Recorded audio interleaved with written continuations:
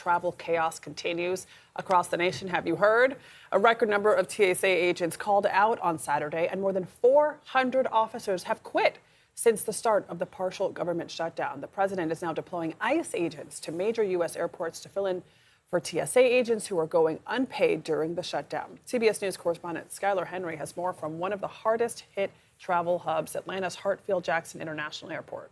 A bit more organized today here at Atlanta's airport. This is the TSA pre-check line. Folks that we have spoken with say that they have been in line already for hours and they still have a ways to go before they make their way through and to the actual security screening process. We were here over the course of the last several days. A lot of frustrated passengers, a lot of frustrated TSA officers as well, concerned that they will miss that second full paycheck. Keep in mind the Trump administration now has ICE officers at what they're calling hotspot airports across the area as well, including here at Hartsfield, where we have seen some of the ICE officers already appearing to patrol the area outside of the main checkpoints. It'll be interesting to see sort of how they will be implemented into this process going forward. But keep in mind, this is still following the impasse that we are seeing in Washington, D.C. up on Capitol Hill as lawmakers wrestle with trying to figure out what to do in terms of getting proper funding for the Department of Homeland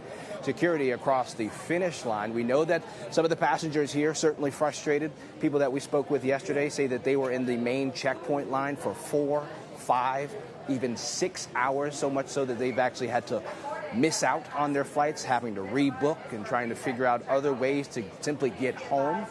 We'll be here all throughout the day monitoring the situation to see whether it improves or not. But certainly a busy, busy Monday here at the nation's busiest airport. Back to you. All right, Skyler Henry reporting from Atlanta, a very busy Atlanta airport. I want to bring in CBS News immigration correspondent Camilo Montoya-Galvez. So, Camilo, you have reported that ICE officials were caught off guard by the president's announcements. Do they have any training in passenger interaction, in looking through passenger baggage, in figuring out what's a threat, what is not a threat? I mean, they are trained in knocking on people's doors and asking whether or not they're American citizens. Yeah, so the simple, straight answer is not necessarily. But what Border Czar Tom Homan is saying, guys, is that ICE will provide a support security role by, for example, securing airport exit and entry points, and also by potentially checking the IDs of passengers and travelers, as opposed to screening and vetting the passengers and the luggage. That is an effort, according to Homan. So they know what they're doing when they are looking at people's IDs and at... Well, they should, because they do have at least experience checking for immigration papers to identify people who may be in the country illegally. But Camilo, sorry to interrupt, but sure. But not everybody going through airport security is an American citizen. Correct. So if they're looking at a French passport or they're looking at an Italian passport, they're going to know what they're looking for?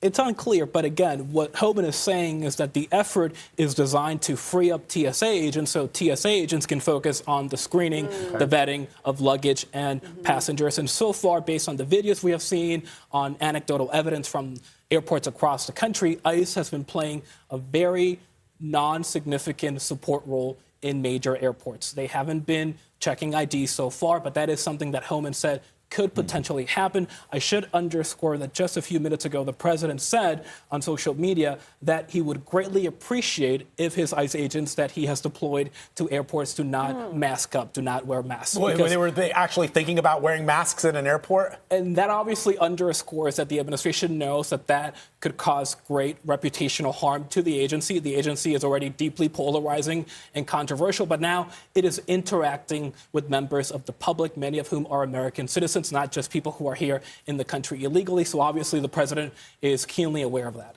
And he said he would greatly appreciate it. It wasn't a directive, it was a suggestion. Right, suggestion. I will say Transportation Secretary Sean Duffy was saying that ICE agents have experience going through with checkpoints, obviously, because they have to secure, they're involved in border security as well. So that was a point that might support the use of ICE agents. But what kind of training, if any, are they getting? Because I saw something that said they will get some training by the time they start, but they're already there. Again, it is very much unclear because the administration has not released a formal plan as to the duties and responsibilities of the ICE agents at airports. But again, what we have seen so far, the actions that the ICE agents have seen at airports across the country have been very limited in scope and limited in nature. And so they would argue, the administration would, that there is not a lot of training that is necessary to stand in front of an exit or an entry point to guard it and to secure it. Are they empowered to make arrests? That is the million-dollar question, Vlad.